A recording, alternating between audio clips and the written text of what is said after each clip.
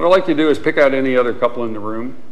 It's shocking and sad, but statistically speaking, if their marriage survives, yours won't. I think we've all seen how devastating divorce can be, especially if there are children.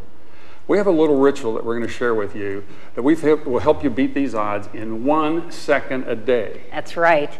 It started during our wedding ceremony when our minister reminded us how easy it is to get married and how difficult it is to stay married. He told us we would need to choose to be married to each other every day for our marriage to survive.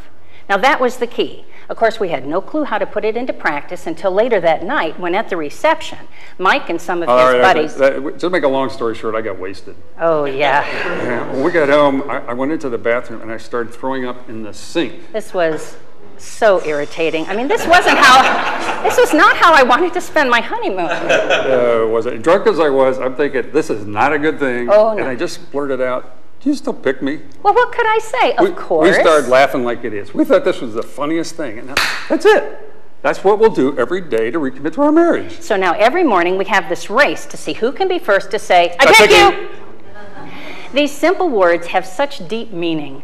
To us, they mean, you are the most important person in my life. I love being married to you. If I had to do all over again, I would. I still choose to be married to you. Thank you. See how effective these words are? They can be even more effective when you've maybe felt you've disappointed the other person or you've spoken harshly. Then we'll ask the other person for reassurance by saying, do you still pick me?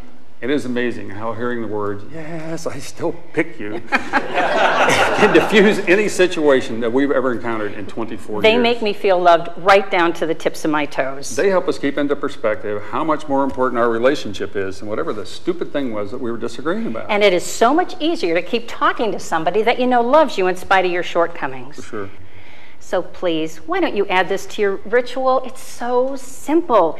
Pick each other, turn off the alarm, and get out of bed.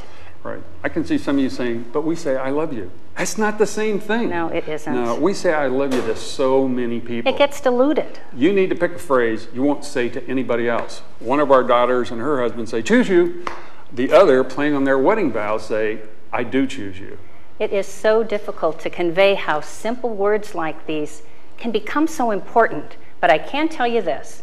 We don't believe that any couple who recommits to each other each and every day will ever become a divorce statistic.